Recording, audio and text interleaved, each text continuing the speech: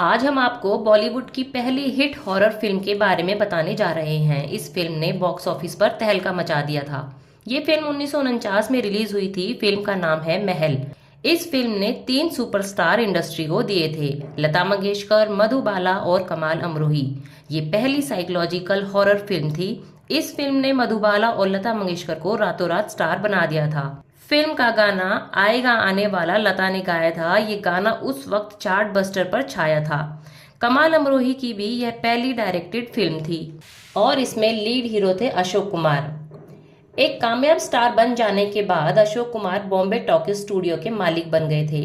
Bombay talkies के पहले मालिक हिमांशु राय गुजर चुके थे। अशोक कुमार के दिल में हमेशा उनके लिए बहुत सम्मान रहा। बॉम्बे टॉकीज में निर्माता बन जाने के बाद मजबूर और जिद्दी 2 सफल फिल्में बना चुके थे। अशोक कुमार को भूतों की कहानियां बहुत पसंद थी। उनके मन में हमेशा सवाल रहता था कि क्या भूत होते हैं। एक दिन एक वर्कर ने उन्हें बताया कि उसने बॉम्बे टॉकीज के कंपाउंड में हिमांशु राय का भूत टहलते देखा। वही सफेद पैंट शर्ट, हाथ पीछे किए हुए, सिगरेट पकड़े रहना।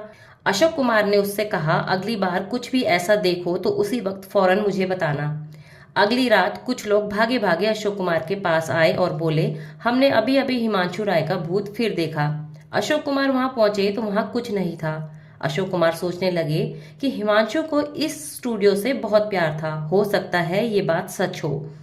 अशोक कुमार के दिमाग में जाने क्या आया, बोले अभी आर्ट डायरेक्टर टैगोर को बुलाओ। टैगोर उस समय सोने की तैयारी कर रहे थे। उन्हें अशोक कुमार के सामने लाया गया।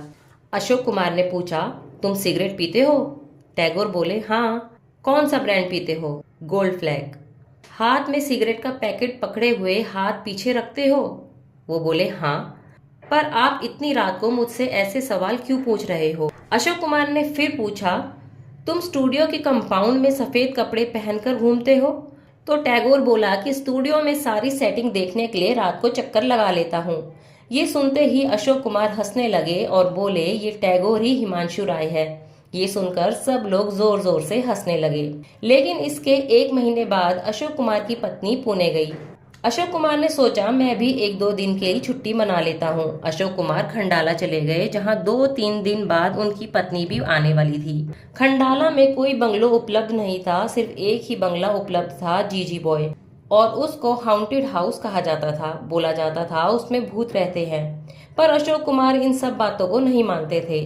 अशोक कुमार ने वहां ठहरने का मन बना लिया। वहां का नौकर अपने किसी दोस्त से मिलने चला गया। अशोक कुमार आराम से सो रहे थे। आधी रात के बाद उनकी आंख खुली तो कुछ आवाज उन्हें सुनाई दे रही थी।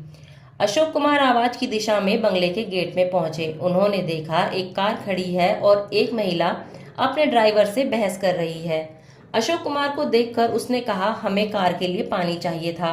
अशोक कुमार ने कहा, क्यों नहीं, आइए। महिला और ड्राइवर बरामदे में आ गए। अशोक कुमार ने उन्हें पानी की बोतल दे दी और औरत ने ड्राइवर को कहा, जाओ और कार ठीक करो। ड्राइवर बोतल लेके बाहर चले गया और वो महिला वहीं बैठ गई। अशोक कुमार ने पूछा, आप विस्की लेंगी? औरत बोली, नहीं। तभी ड्राइवर वापस आया और कहने लगा, कार नहीं चलेगी, हमें कोई दूसरी गाड़ी देखनी पड़ेगी। वो औरत उठी और ड्राइवर के साथ बाहर चली गई। अशोक कुमार अंदर आए और विस्की पीकर सोने की कोशिश करने लगे। तभी थोड़ी देर में एक महिला की आवाज आई, साहेब साहेब थोड़ी मदद करेंगे? आवाज में बहुत दर्द था। अशोक कुमार उठे और बाहर आए। कार वहीं खड़ी थी। उन्होंने कार के अंदर झांका तो एक आदमी की लाश पड़ी थी जिसका गला रेता हुआ था। अशोक कुमार बहुत घबरा गए और अपने कमरे में जाकर कुंडी लगा ली। सुबह जब नौकर आया तो उन्होंने नौकर से पूरी बात बताई। नौकर ने कहा, पर बाहर तो कोई कार नहीं खड़ी। अशोक कुमार सोचने लगे, ऐसा कैसे हो सकता है। वह फटाफट पुलिस स्टेशन पहुंचे और इंस्पेक्टर को पूरी बात बताई। इंस्पेक्टर ने कहा, आप जीजी भोई में तो नहीं ठहरे? अशोक कुमार के हाँ कहने पर वो बोले, ऐसी घटना ठीक 14 साल पहले घटी थी। एक औरत ने एक आदमी का गला रेतकर मार डाला था और फिर खुद भी एक्सीडेंट में मारी गई थी। अशोक कुमार इंस्पेक्टर का मुंह देखते रह गए। दादा मुनि ने यह घटना अपने खास दोस्तों को सुनाई। एक दिन कमाल अमरोही उनके पास एक कहानी लेकर आए। कहानी में एक आदमी अपने पिता के खरीदे एक महल में रहने आता है, जो महल पिछले कई सालों से बंद पड़ा है। यहाँ आकर उसे ये सुनने को मिलता है कि जिस राजा ने उस महल को बनवाया था, उसकी रानी शादी की रात ही मर गई थी। अब उस रानी की आत्मा यहाँ भटक रही है। वो आदमी इस रहस्य की तह तक जाना चाहता है। अशोक कुमार को कहानी पसंद आई क्योंकि उन्हें इस तरह की कहानियों में दिलचस्पी थी और अभी अभी उनके साथ कुछ ऐसा हुआ भी था। अशोक कुमार को कमाल अमरोही का नरेशन बहुत पसंद आया। उन्होंने कहा, तुम ही इस फिल्म को डायरेक्ट करो। कमाल अमरोही तैयार हो गए। अशोक कुमार खुद मेन लीड रोल के लिए तैयार थे। अब तलाश शुरू हुई फिल्म की लीड रोल प्ले करने वाली लड़की की, यानी हीरोइन की।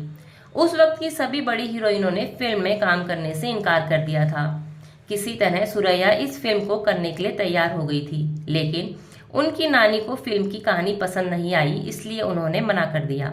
मधुबाला इस समय तक 10 फिल्में कर चुकी थी, पर उन्हें पहचान नहीं मिली थी। मधुबाला को जब इस प्रोजेक्ट के बारे में पता चला तो वो खुद इस रोल के लिए पहुंची। कमाल अमरोही ने कहा कि एक बार इनका स्क्रीन टेस्ट लेना चाहिए।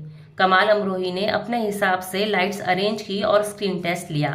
इसमें मधुबाला बहुत सुंदर लगी और जिस तरह का चेहरा उन्हें इस रोल के लिए चाहिए था, उसमें मधुबाला फिट बैठ रही थी। अशोक कुमार के जन्मदिन पर 13 अक्टूबर 1949 को फिल्म रिलीज हो गई। ज्यादा लोगों को महल के कामयाब होने की उम्मीद नहीं थी, पर महल उम्मीद से कहीं ज्यादा कामयाब हुई। फिल्म हर तबके के दर्शकों को पसंद आई। गुजरते समय के साथ महल हमारे देश की क्लासिक फिल्मों में शामिल हो गई। मधुबाला और लता मंगेशकर दोनों को इस फिल्म से पहचान मिली। ये फिल्म उस साल की तीसरी हाईएस्ट ग्रॉसिंग फिल्म थी। पहली थी बरसात, दूसरे नंबर पे अंदाज और तीसरे नंबर पे थी महल।